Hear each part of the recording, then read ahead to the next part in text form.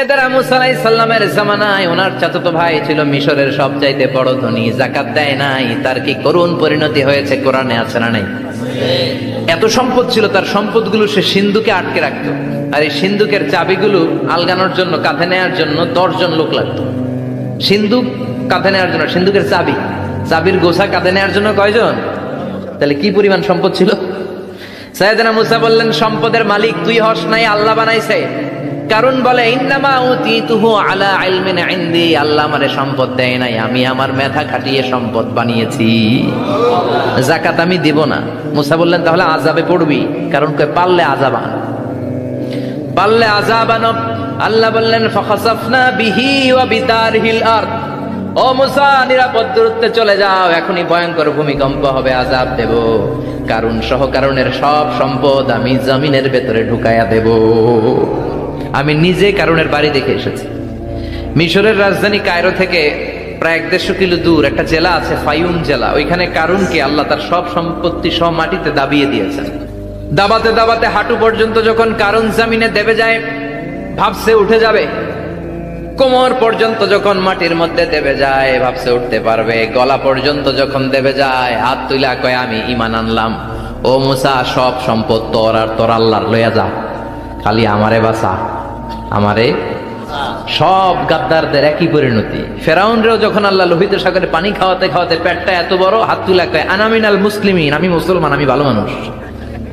আল্লাহর কোরআন সাক্ষী, সে বলেছে, আনা মিনাল বনি ইসরাইলরা যে আল্লাহরে মানে, আমিও তারে মানি, আমিও আল্লাহর দলের একনিষ্ঠ কর্মী। আর পানি খাইতে পারি না, আল্লাহ বাঁচাও। আল্লাহ কয়, আরো খা। শেষ, ফেরাউন শেষ, নমরুদ শেষ, কারুন শেষ। পুরো সম্পদ সহ আল্লাহ কারুনকে জামিনের ভেতরে দাবিয়ে দিলেন। এজন্য সম্পদ যাদের বেশি, যাকাত দেওয়ার দরকার আছে না নাই? দারিদ্রতা বিমোচনের জন্য যাকাত দিবেন। যাকাতের শাড়ি লুঙ্গি এইভাবে না, অনেকে কিন্তু দেয় যাকাতের শাড়ি, যাকাতের লুঙ্গি, যাকাতের গামছা, এরকম ডাকাইত আছে না নাই? বাংলাদেশে এমনও হয়েছে, যাকাতের শাড়ি দিবে বলে সে পত্রিকায় নিউজ করেছে, আর ওই শাড়ি আনার জন্য শাড়ি দিবে 5000, মানুষ এসেছে 5 লক্ষ। পদপৃষ্ঠ হয়ে 11 জন নারী এক জায়গায় মারা গিয়েছে। কিয়ামতের দিন আল্লাহ বিচারের কাঠগড়ায় এই বিজনেস ম্যাগনেটকে দাঁড়িয়ে সেদিন জিজ্ঞাসা করবে যে, কেন তুই এদেরকে কষ্ট দিয়েছিলি? চিল্লা এখন ঠিক কিনা? এদের মৃত্যুর দায়ভার এই শিল্পপতি এড়াতে পারবে না। যাকাতের শাড়ি, যাকাতের লুঙ্গি বিতরণের জন্য আল্লাহ তোমারে ধনী বানায় নাই। ধনীদের দায়িত্ব হলো গরিবের হাতে সম্পদ পৌঁছে দেয়া। ওয়া ফি আমওয়ালিহিম হাক্কুন লিসাইলি ওয়াল মাহরুম। গরিব আমার কাছ থেকে সম্পদ আর যাকাত নিয়ে সে আমার প্রতি করুণা করেছে। আমি যাকাত দেই বলে আমি কোনো দয়া দেখাই নাই। কথা বুঝতে পেরেছেন? আইডিয়াটা ক্লিয়ার করে নেন। যাকাত দেয়া আমার জন্য কি? কথা বলেন, ফরজ। আর যে যাকাত নেয় তার জন্য যাকাত খাওয়া কি ফরজ? আমি গরিব মানুষ, আমি যাকাত খাবো না, না খাইয়া থাকুম, রোজা রাখুন। কথা কন। আমার যে যাকাত নেওয়া লাগবে এমন কোনো কথা নাই, কিন্তু আমি যে ধনী, আমার দিতেই হবে, এটা ফরজ। তার মানে আমি দিয়ে আমি দয়া করি নাই, ও নিয়ে আমারে বাঁচাইয়া দয়া করে গেছে। চিৎকার করে বলো ঠিক কিনা?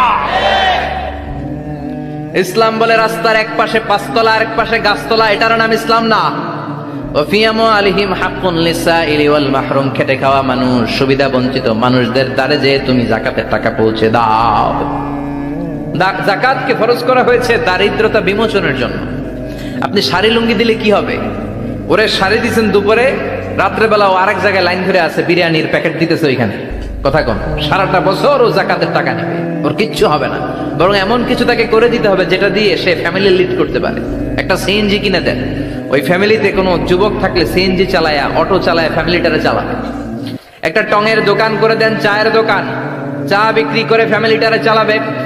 অস্ট্রেলিয়ান একটা গাই কিনে দেন, গরুর দুধ বিক্রি করে তার ফ্যামিলি চলবে। কিংবা মাছের একটা খামার করে দেন, মুরগির খামার করে দেন, ঠিক কিনা?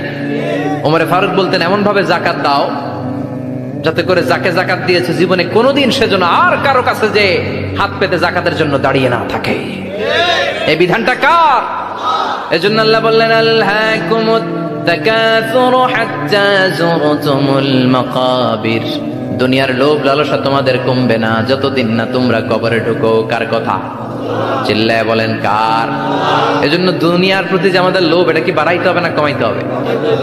এই দুনিয়ার জীবন এটা ক্ষণিকের। আমাল হায়াতুদ দুনিয়া ইল্লা মাতাউল গুরুর। এটা ভোগের সামগ্রী, আজ আছে কাল না, এটা হাতের ময়লা। দুনিয়ার এই জীবনের দৃষ্টান্ত হচ্ছে 4টা স্বর্ণের টুকরা আর 3টা লাশের মতো। স্বর্ণের টুকরা 4টা, চিৎকার করে বলেন তো কয়টা? লাশ 3টা, জোরে বলেন কয়টা? অনেক অনেক আগের যুগের 3 জন যুবক জীবিকার তাগিদে তারা বের হয়েছে কর্মসংস্থান করে খাবে। পথিমধ্যে তারা গুপ্তধন পেয়েছে, স্বর্ণের বার পেয়েছে, তো বড় বড় 4টা পেয়ে তারা মহা খুশি। আমাদের আর কাজ করা লাগবে না, এগুলো বেচে আজীবন খাবো, সুখে থাকবো। তো 3 জন মিলে বললো 4টা স্বর্ণের টুকরা 3 জনের মধ্যে ভাগ করে দেওয়ার আগে একজন এক কাজ কর, বাজার থেকে কিছু রুটি নিয়ে আয়, খুব ক্ষুধা লেগেছে, খেয়ে নেই।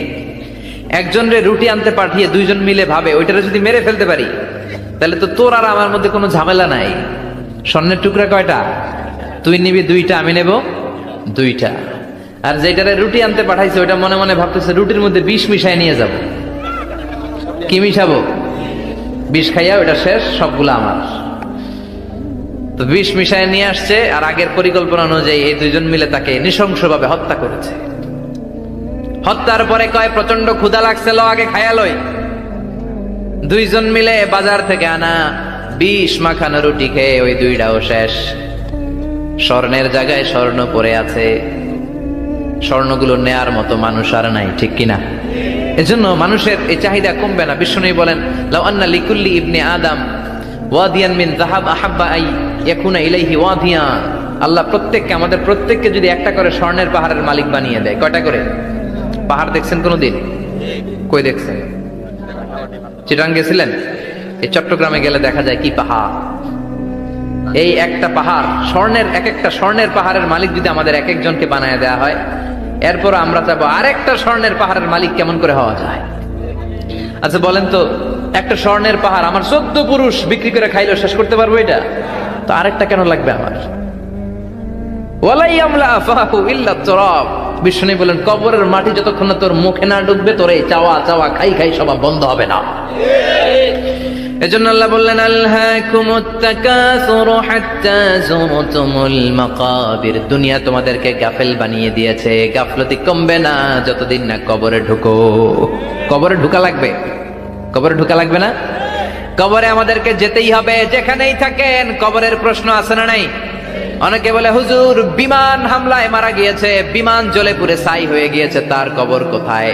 তার আত্মাটা যেখানে আছে ওই জায়গায় প্রশ্ন আছে না নাই? অনেকে বলে হুজুর সাগরের মধ্যে পড়ে মারা গিয়েছে, তিমি মাছ খেয়ে ফেলেছে, তার কোনো অস্তিত্ব নাই, কিন্তু তার রুহুটা আছে না নাই? প্রতিটা রুহু সংরক্ষণ করে কে? প্রত্যেকটা আত্মা আল্লাহর কাছে সংরক্ষিত থাকে। প্রতিটা রুহু, প্রতিটা মানুষ মালাকুল মাউতকে দেখতে পায়। আপনিও দেখবেন, আমিও দেখব। মুমিনদের কাছে এসে মালাকুল মাউত একজন যুবকের বেশে সাদা ধবধবে জুব্বা পরে সুগন্ধি মেখে মুমূর্ষ ব্যক্তির শিয়রে বসে বসে বলে ইয়া আইয়াতুহান নাফসুল মুতমাইন্না, হে প্রশান্ত আত্মা, উখরুজি ইলা মাগফিরাতুল্লাহি ওয়া রিদওয়ানি, আল্লাহর ক্ষমা আর দয়ার দিকে বের হয়ে আসো। বলা মাত্রই মুমিনের আত্মাটা স্মুথলি বের হয়ে আসে। কাফান মিন আকফানিল জান্নাহ, হানুত বিন হানুতিল জান্নাহ, জান্নাত থেকে আনা সুগন্ধি কাফনের মধ্যে পেঁচিয়ে তিনি রূহটাকে নিয়ে ইল্লিনে চলে যায়। সরাসরি দেখে মালাকুল মাউতকে। আর যারা ইসলাম বিরোধী, কোরআন বিরোধী, তাদের সামনে এসে মালাকুল মাউত ত্রাস সৃষ্টি করে। আগে ধমক। হাইওয়েতে মাঝে মাঝে ডাকাতি হয় না? বাসগুলোর মধ্যে যখন ডাকাতি হয়, বাসে থাকে 50 জন, ডাকাত ঢুকে 5 জন, এই 5 জনের ভয়ে সবগুলো পেশাব করে দেয়। কারণ ত্রাস সৃষ্টি করে। এসেই চাইনিজ কুড়াল দিয়ে আগে কুবায় দেয় 4-5 জনের। রক্ত দেখে কি দেওয়ার সব আগে রেডি করে রাখে। মালাকুল মাউত এসে কাফের নাজদিক মুশরিকদের সামনে সেরকম একটা ত্রাস সৃষ্টি করে, ভয়ে লোকটা কাঁপতে থাকে। ওর কাছে ভদ্র ভাষায় কথা বলে না, সুন্দর জামা পরে আসে না, কালো কুচকুচে চেহারা, ভয়ঙ্কর একটা রূপ নিয়ে, আকৃতি নিয়ে ইসলাম বিরোধীদের মাথার সামনে আসে, দুর্গন্ধযুক্ত চেহারার দেহ নিয়ে ধমক দিয়ে বলে ও পাপাত্তা, ইয়া আইয়াতুহান নাফসুল খাবিসা উখরুজি ইলা গাদাবিল্লাহ, হে পাপাত্তা, আল্লাহর রাগ, ক্রোধ আর গজবের দিকে বের হয়ে আয়।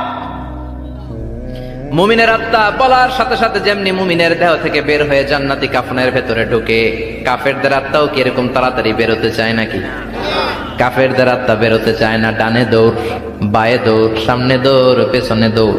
আহা, দৌড়াদৌড়ি করে, মালাকুল মাউত এটাকে টেনে হিচড়ে, একটা জীবিত ছাগলকে জবাই না করে তার চামড়া উল্টার দিকে টেনে হিচড়ে বের করলে ছাগলটা যত কষ্ট পায়, এর সে কম 70 গুণ বেশি কষ্ট দিয়ে কাফের মুশরিক আর গাদ্দারদের রূহ কবজ করা হয়। আল্লাহ এই পরিস্থিতি থেকে তুমি আমাদের বাঁচাও। মুমিনদের রূহ যেমনি কবজ হয় ওইভাবে রূহ কবজের ব্যবস্থা করে দিও। ইমানের মৃত্যু নসিব করে দিও, শাহিদি মৃত্যু নসিব করে দিও। আমাকে শহীদ করে সেই মিছিলে শামিল করে নিও, যে মিছিলের নেতা মীর হামজা খোবায়েবে খাব্বাব, আল্লাহর কাছে ছিল অতি প্রিয়, শামিল করে নিও। আমাকে শহীদ করে সেই মিছিলে শামিল করে নিও। পড়েন আমিন, আরো জোরে পড়েন আমিন। তার মানে বিমান দুর্ঘটনায় হোক, কিংবা লঞ্চ ডুবিতে হোক, কিংবা আগুনে পড়ে হোক, কিংবা আত্মঘাতী হামলায় হোক, যে যেখানেই মারা যায়, কবরের 3টা প্রশ্ন তার জন্য আছে না নাই? ইসলাম বিরোধীদের জন্য প্রশ্ন 3টা, আপনারা যারা মুমিন তাদের জন্য 4টা, আপনাদের জন্য একটা বেশি। আলহামদুলিল্লাহ কোন? কবরে এসে প্রথম প্রশ্ন করবে মুনকার নাকির যখন চলে আসবে, 40 কদম যখন আত্মীয় স্বজনরা লাশটাকে কবরের মধ্যে দিয়ে 40 কদম চলে যায়, তখনই ফেরেশতা চলে আসে। আহা, শেষ, সব শেষ। এসেই পরীক্ষা শুরু। মার রব্বুক, তোর রবের নাম কি? চিল্লায় বলেন আমাদের রবের নাম কি? আমরা বলবো রব্বি আল্লাহ, আল্লাহ আমারে রব। দমে দমে তনু মনে তারি অনুভব। পড়েন আল্লাহ আমারে রব। তোমার দুনিয়াতে আমি যেদিকে তাকাই, অথই নিয়ামতে ডুবে আছি সবাই। পাখপাখালির গানে শুনি তাসবিহ কল রব, তাসবিহ কল রব, আল্লাহ আমারে রব। প্রথম প্রশ্ন তোমার রবকে, আমরা বলবো আমাদের রব আল্লাহ। দ্বিতীয় প্রশ্ন ওমা দীনু, তোমার ধর্মের নাম কি? আমরা কি বলবো? তৃতীয় প্রশ্ন বিশ্বনবীর চেহারা দেখিয়ে বলা হবে আতারিফু হাদার রাজুল, এই লোকটারে চিনো নাকি? আমরা বলবো চিনি, আমাদের প্রাণের নবী, ঠিক কি না? চাঁদের চেয়ে সুন্দর তুমি নবী আমার কমলিওয়ালা, দু জাহানের বাদশা তুমি প্যারা নবী সাল্লে আলা, চাঁদের চেয়ে সুন্দর তুমি নবী আমার কমলিওয়ালা, ঠিক কি না? 3টা প্রশ্নের যথাযথ উত্তর যখন দিয়ে দিলেন, আপনার জন্য অতিরিক্ত আরেকটা প্রশ্ন করা হবে, ওয়ামা ইলমুক, তোমার নলেজ কি? 3টা প্রশ্নের উত্তর যে তুমি করতে পারলা, কিভাবে পারলা, কেমনে জানলা? নকল করে বলছো নাকি জেনে বুঝে আসছো? নকল হয় না? এখন তো পরীক্ষা চলতেছে বোধহয়। কি পরীক্ষা? এসএসসি পরীক্ষা। নকল হয়? কৃষ্ণপুরে নকল নাই না? এখন মনে হয় এগুলো একটু কমছে। একটা সময় ছিল অনেক নকল হইতো। পাঞ্জাবের ভিতরে নকল, পকেটে নকল, টুপির ভিতরে নকল, মৌজার ভিতরেও নকল। এমনকি মেয়েরাও নকল করে পরীক্ষার হলে আসে না নাই? স্কেলের মধ্যে লিখে নিয়ে যায়, হাতের মধ্যে লিখে নিয়ে যায়, ওড়নায় লিখে নিয়ে যায়, কাপড়ে লিখে নিয়ে যায়, আসে না নাই? ফেরেশতারা বলবে নকল করছো নাকি? কেমনে জানলা? 3টা প্রশ্নের উত্তর তুমি কেমনে বললা? আল্লাহ তোমার রব, ইসলাম তোমার ধর্ম, এই লোকটা বিশ্বনবী, কেমনে চিনলা? আপনাকে তখন বলতে হবে আমি কোরআন থেকে শিখেছি, আমি হাদিস থেকে শিখেছি, আমি ইসলাম জেনে বুঝে মেনেছি, আমি আন্দাজে কোথাও ঘুরি নাই। চিল্লা এখন ঠিক কিনা? আপনাকে বলতে হবে, এজন্য শিখতে হবে, প্রতিনিয়ত ইসলাম সম্পর্কে জানতে হবে, আখের গোছাতে হবে, জীবনটাকে আলোকিত করতে হবে। চিল্লায় বলেন ঠিক কিনা? 4টা প্রশ্নই যখন হয়ে গেল, ফেরেশতারা বলবে আহলান ওয়া সাহলান ওয়া মারহাবান বিক, খোশামদেদ, কংগ্রাচুলেশন, খোশামদেদ, কংগ্রাচুলেশন, সব প্রশ্নের উত্তর তুমি পেরেছো। ফায়ুফসাহু লাহু কবরুহু 70 যিরান, আপনার কবরটারে 70 হাত লম্বা করে দেয়া হবে। ওয়ায়ুফতাহু লাহু বাবুন ইলাল জান্নাহ, আপনার কবর থেকে জান্নাতের দিকে দরজা খুলে দেয়া হবে। ওয়ায়ুলবাসু মিন লিবাসি আহলিল জান্নাহ, জান্নাতের 2টা রেশমি কাপড়ের পোশাক এনে আপনারে পরিয়ে দেয়া হবে। আর বলা হবে নাম কানাও মিলা আরুস, ঘুমাও, sleep, you should get some sleep নাও।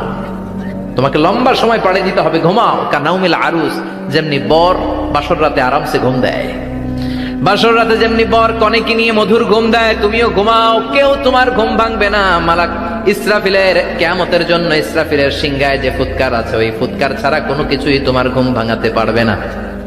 আলহামদুলিল্লাহ পড়েন। আল্লাহ আমরাও যেন 4টা প্রশ্নের উত্তর দিয়ে লম্বা একটা ঘুম দিতে পারি, পড়ে না আমিন। ওয়াম্মাল কাফির ওয়া আহলুশ শিমাল, আর ইসলাম বিরোধী যারা, তাদের সামনে আসবে মালাকান আসওয়াদান আজরাকান, কৃষ্ণ বর্ণের দেহ, নীলাভ বর্ণের দুটো চোখ, গায়ের রং কালো, চোখের রং নীল। দেখতে কেমন লাগে? আলিফ লাইলার ভূতের মতো। কথা কন। গায়ের রং কালো, চোখের রং নীল। ফেরেশতা দুইটা আসবে, এসে ত্রাস সৃষ্টি করবে, এসে বলবে বল তোর রবের নাম কি? মার রব্বুক। ইসলাম বিরোধী মুশরিক কাফের নাস্তিক এরা বলবে আমি জানি না আমার রবকে, আমি জানি না, আমি তো আজীবন শুধু চেয়ার করেছি, মদ খেয়েছি, আমি ধর্ষণে সেঞ্চুরি করেছি দুনিয়ার বুকে, আমি টেন্ডারবাজি করেছি, চাঁদাবাজি করেছি, আমি মাস্তানি করেছি, আমার দাপটে এলাকার ইসলাম প্রিয়রা বাসায় ঘুমাতে পারে না। আমি ছিলাম টেন্ডারবাজ, আমি ছিলাম গডফাদার, সন্ত্রাসীদের লিডার, আমি ছিলাম ডন 1 2 3 সব, আমি ছিলাম ডনের ডন, আমি ছিলাম মাস্তান রংবাজ, রব টপ কি আমি তো জানি না। লাদ্রি লাদ্রি আমার জিজ্ঞেস করো না। আবার প্রশ্ন করা হবে ওয়ামা দীনুক, তোর ধর্মের নাম কি? বলবে লা আদরি, আমার কোনো ধর্ম নাই, আমার কোনো ধর্ম নাই, আমি শুধু মৌজ মাস্তিতে ছিলাম, আমি আনন্দ ফুর্তি করেছি, ইসলাম নিয়ে আমার মাথা ব্যথা ছিল না, আজীবন ইসলাম রে আমি বাস দিয়েছি। চিল্লায় বলেন ঠিক কিনা? ইসলাম বিরোধীদের সাথে ছিল আমার চলাফেরা, আমার সব সাঙ্গ পাঙ্গ ছিল গুন্ডা বদমাশ ইসলাম বিরোধী। রব কি, ইসলাম কি, এগুলো আমি জানি না। আমার এগুলো জিজ্ঞেস করো, ধর্ম কি আমি জানি না, আমি কিচ্ছু মনে করতে পারছি না। 3 নম্বর প্রশ্ন করা হবে আতারিফু হাদার রাজুল, দেখো তো এই লোকটারে চিনো কিনা? কয় না চিনি না, তবে মনে হয় এই লোকটারে দুনিয়ার বুকে আমি গালি দিতাম, এই লোকটার বিরোধিতা করতাম, ব্লগের মধ্যে এই লোকটার ব্যাপারে কুৎসা রটনা করতাম, এই লোকটার কার্টুন বানিয়ে আমি হিংসা ছড়িয়ে দিতাম, এই লোকটার ব্যাপারে আমি এলাকার মধ্যে অপপ্রচার চালাতাম। ফেরেশতারা বলবে তাই? এই ছিল তোর ডিউটি? দাঁড়া, এখনই আমাদের খেলা শুরু, এখনই শুরু। ফায়ুতরাকু বিমাতারিক মিন হাদিদ, লোহার একটা হাতুড়ি দিয়ে মাথা থেকে পা পর্যন্ত পিটানো হবে, পিটিয়ে ওর গোশতর হাড্ডিগুলোকে থেতলে ফেলা হবে। ওয়ায়ুকালু লিল আরদি ইলতাইমি, কবরের 2 পাশের মাটিরে বলা হবে এবারে 2 দিক থেকে তোরা চাপ দে, চাপ দেয়া হবে, ধাক্কা ধাক্কি করেও সে সুবিধা করতে পারবে না। মাটি আস্তে আস্তে আস্তে আস্তে দেহের 2 দিকে লেগে এমন জোরে 2টা চাপ দিবে, ফাতাখতালিফা আতলাউহু, তার ডান পাশের পাজরের হাড্ডি বাম দিকে ঢুকে যাবে, বাম দিকের হাড্ডি ডানে চলে যাবে। বিশ্বনবী বললেন এই হাতুড়ি দিয়ে পিটানোর শাস্তি, কবরের চাপ দেওয়ার শাস্তি চলতেই থাকবে হাত্তাল কিয়ামা, কিয়ামত পর্যন্ত। আল্লাহ কবরের শাস্তি থেকে আমাদের বাঁচাও। আমরা এই আযাব পেতে চাই না, আমরা যেন ঠিকভাবে কবরের 4টা প্রশ্নের উত্তর করে দিয়ে লম্বা ঘুম দিতে পারি। আল্লাহ তুমি তৌফিক দাও। এজন্য আল্লাহ বললেন গোলাম দুনিয়া নিয়ে পাগল হয়ে থেকো না, এই দুনিয়ার জীবন আসল জীবন নয়, আসল জীবন হলো কবরের জীবন। জোরে বলেন ঠিক কিনা? এই জন্য মাঝে মাঝে কবরে যাবেন, কবরস্থানে দাঁড়িয়ে চিন্তা করবেন এই জায়গায় আমারও আসতে হবে। দিন যাবে, রাত আসবে, বৃষ্টি হবে, শীত আসবে, কেউ আমার দেখতে আসবে না, একা থাকতে হবে, একা, বড় একা, অন্ধকার, বড়ই অন্ধকার। ওই কবরের জীবনের সামান গোছানোর দরকার আছে না নাই? তোমার জিহ্বাটা যেন আল্লাহর জিকিরে সবসময় ভিজা থাকে। কি থাকে? সবসময় যেন পড়ি সুবহানাল্লাহ, আলহামদুলিল্লাহ, লা ইলাহা ইল্লাল্লাহ, সব সময় যেন আমরা পড়ি আল্লাহু আকবার। বিশ্বনবী বললেন আহাব্বুল কালাম ইলাল্লাহি আরবা। খেয়াল রাখবেন, আল্লাহর কাছে সবচেয়ে প্রিয় কথা 4টা। কয়টা? আহাব্বুল কালামি ইলাল্লাহি আরবা। আল্লাহর কাছে সবচাইতে প্রিয় কালাম হচ্ছে 4টা। লা ইয়াদুররুকা বিআইয়িহিন্না বাদাতা। এই 4টার কোনটা দিয়ে শুরু করবে এটা তোমার ব্যাপার, আগে পরে করলেও কোনো সমস্যা নাই। 4টার একটা হচ্ছে সুবহানাল্লাহ, আরেকটা হচ্ছে আলহামদুলিল্লাহ, আরেকটা হচ্ছে লা ইলাহা ইল্লাল্লাহ, আরেকটা হচ্ছে আল্লাহু আকবার। এজন্য সব সময় আল্লাহর জিকির করতে রাজি আছেন তো? আল্লাহরে ডাকতে রাজি আছেন? ফাযকুরুনি ওয়াশকুরুলি। আল্লাহ বলেন যদি আমার জিকির করো আমিও তোমাদের জিকির করি, যদি আমার স্মরণ করো আমিও তোমাদের স্মরণ করি। আবার বিশ্বনবী বললেন, আল্লাহ ঘোষণা দেন, ফাইন যাকারানি ফি নাফসি যাকারতুহু ফি নাফসি। আমার বান্দা যদি একা একা আমার জিকির করে আমিও আমার বান্দাকে একা একা স্মরণ করি। ওয়া ইন যাকারানি ফি মালাইন যাকারতুহু ফি মালাইন খায়রিম মিনহু। আর মহা সম্মেলনে যদি বান্দা আমারে স্মরণ করে আমি এর চাইতে শ্রেষ্ঠ মহা সম্মেলন ফেরেশতাদেরকে নিয়ে আমার বান্দাকে স্মরণ করি। ওয়া ইন তাকাররাবা ইলাইয়া শিবরান তাকাররাবতু ইলাইহি দিরাআন। আমার বান্দা যদি আমার দিকে 1 বিঘত আসতে চায় আমি আমার বান্দার দিকে 1 হাত এগিয়ে যাই। আমার বান্দা যদি আমার দিকে 1 হাত আসতে চায় আমি আমার বান্দার দিকে 2 হাত চলে যাই। ওয়া ইন আতানি ইয়ামশি আতাইতুহু হারওয়ালা। আর আমার বান্দা যদি আমার কাছে হেঁটে হেঁটে আসতে চায় আমি আমার গোলামের দিকে দৌড়ে দৌড়ে যাই। ওই আল্লাহরে ভুলে গিয়ে আমরা মাজারে যে সেজদা দেই, কপাল পোড়া আছে না নাই? দোদেল বান্দা কালমা চোর, না পায় শ্মশান না পায় ঘোর, দিন থাকিতে আয়রে পথে ছাইড়া দে ভণ্ডামি ভণ্ডামি ভণ্ডামি ভণ্ডামি, ছাইড়া দে ভণ্ডামি। ঠিকিরা এই ভণ্ডামির সাথে আমাদের সম্পর্ক আছে? মাজার পূজার সাথে ইসলামের কোনো সম্পর্ক আছে? নামাজ কালাম পড়ে না ইবলিশ শয়তানের নানা, আছে না নাই? এলাকায় মনে হয় নাই, অনেক জায়গায় আছে দেখবেন লাল সালু দিয়া উঁচু করা। সাইয়েদনা আলীকে মদিনায় বিশ্বনবী পাঠালেন আর বললেন যত উঁচু মাজার দেখো ভেঙে মাটির সাথে গুড়িয়ে দাও। কবরস্থান উঁচু হবে না, কবর হবে সমান। এটাকে সেফটি দেওয়ার জন্য, সিকিউরিটি দেওয়ার জন্য আপনি চারদিকে সিম্পল বেড়া বা দেয়াল দিতে পারেন যাতে গরু ছাগল যে এই কবরের অসম্মান না করে। আমরা আশরাফুল মাখলুকাত, আমরা বেঁচে থাকলেও যেমনি সম্মান আছে আমাদের, মরে গেলেও সম্মান আছে না নাই? আল্লাহ বললেন ওয়ালাকাদ কাররামনা বানি আদম, আমি বনি আদমের সম্মান বাড়িয়ে দিয়েছি। জীবিত অবস্থায় যেমনি সম্মান মরে গেলেও সম্মান, ঠিক কিনা? বিশ্বনবী দেখলেন একটা লাশ যাচ্ছে, লাশ দেখে নবী দাঁড়িয়ে গেলেন। সাহাবারা বললেন ইয়া রাসূলুল্লাহ ইন্নাহু ইয়াহুদি, এটা ইহুদির লাশ। দাঁড়ালেন কেন? বসেন। বিশ্বনবী বললেন আওয়ালাইসাত নাফসান, এটা কি মানুষ না?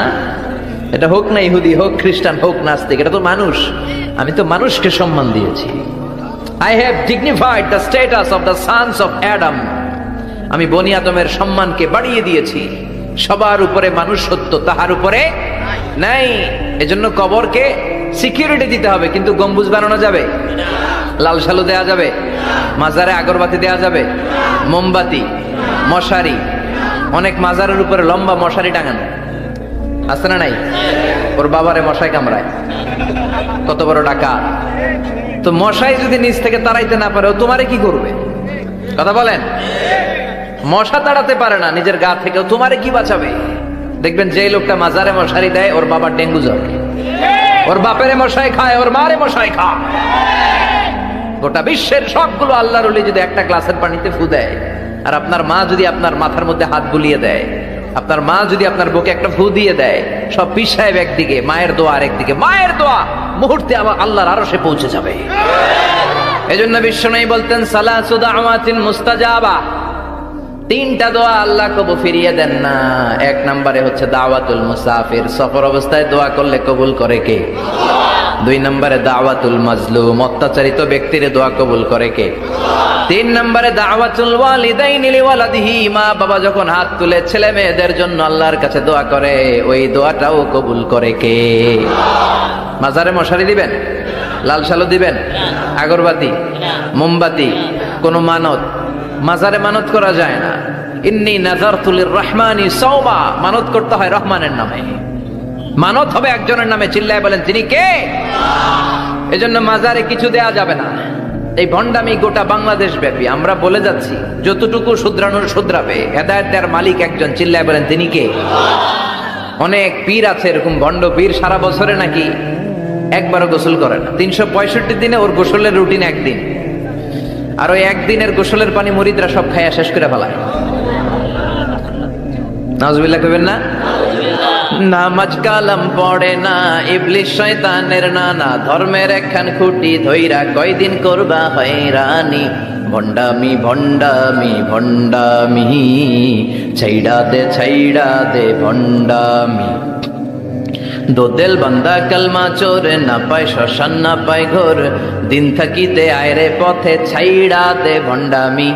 ভণ্ডামি ভণ্ডামি ভণ্ডামি, ছাইড়া দে ভণ্ডামি। চিল্লায় বলেন ঠিক কিনা? এগুলোর সাথে আমাদের কোনো সম্পর্ক নাই। ইসলাম হচ্ছে সহজ। আদ-দীনু ইউসরুন লা উসরা ফি। আদ-দীনু ইউসর, দিন সহজ। এত জনের কাছে যাওয়া লাগবে না, আপনি ওই জেলায় যে ওই মাজারে মানত করা লাগবে না, আপনার সিলেটে যাওয়া লাগবে না, আপনার খানজান আলীর কাছে যাওয়া লাগবে না, আপনার কোথাও যাওয়া লাগবে না। আপনি বাড়ির পাশের মসজিদে পড়ে সেজদা দেন, মুহূর্তে দোয়া কবুল করে নিবে কে? রব্বুল আলামিন বলে, গোলাম আমারে ডাকস না কেন? তোর ডাকে সাড়া দেওয়ার জন্য আমি 24 আওয়ার্স রেডি। দুনিয়ার বুকে কোনো বিষয় নিয়ে যদি আমরা বারবার যাই, দুনিয়াতে লোকজন রেগে যায়, ঠিক কিনা? আমি ওনার কাছে গেলাম, ভাই আজকে একটা বিপদে পড়ছি, 500 টাকা দেন, দিয়ে দিল। এরপরের দিন আবার গেলাম, দিল। পরশু দিল, তরশু গেলে শেষা দিয়ে দিবে, একটা মাইট দিয়ে দিবে, ঠিক কিনা? কি পাইছো তুমি? প্রতিদিন 500 টাকা। বারবার কোন একটা ইস্যু নিয়ে কারো কাছে যাওয়া যায় না, এটা লজ্জার বিষয়, ঠিক কিনা? কিন্তু আল্লাহর বিষয়টা উল্টো। সুনানে তিরমিজির বর্ণনা, ইন্নাহু মান লাম ইয়াসআলিল্লাহ ইয়াগদাব আলাইহি। কোন বান্দা যদি কোনো বিষয় নিয়ে, কোনো ব্যাপার নিয়ে আল্লাহর কাছে বারবার না যায়, আল্লাহ তার উপর রেগে যায়। এজন্য আল্লাহর কাছে বারবার চাওয়ার দরকার আছে না নাই? আপনার মনের জ্বালা যন্ত্রণা পূরণ করে দিতে পারে কে? এটার নাম তাওহীদ। এক আল্লাহ কেন্দ্রিক হওয়া, আল্লাহ সেন্টার্ড। আমাদের সবকিছু হবে আল্লাহ কেন্দ্রিক। বিপদে আপদে যে কোনো পরিস্থিতিতে সবার আগে কার কাছে যাব?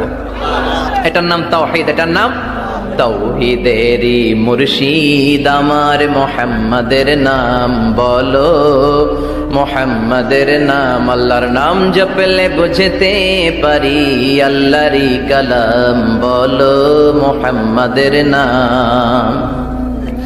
ওই নামেরই রশি ধরে যায় আল্লাহর পথে, ওই নামেরই ভেলায় চড়ে ভাসি নূরের স্রোতে, ওই নামের বাতি জেলে দেখি আরশের মুকাম বলো, মুহাম্মাদের নাম। সবাই পড়েন, তাওহীদেরই মুর্শিদ আমার মুহাম্মাদের নাম বলো, মুহাম্মাদের নাম। আল্লাহর নাম জপলে বুঝতে পারি আল্লাহরই কালাম বলো, মুহাম্মাদের নাম। চিল্লায় পড়েন আমিন। সব সময় বিপদে আপদে কার কাছে যাবেন? আপনার বিপদ দূর করতে পারে কে? আপনারে অসুস্থ থেকে সুস্থ বানায় দিতে পারে কে? মনের জ্বালা যন্ত্রণা মিটাতে পারে কে? আল্লাহ ছাড়া কেউ পারবে? কোন মুফাসসিরে কোরআন আপনারে বাঁচাতে পারবে? কোন আল্লাহর ওলি বাঁচাতে পারবে?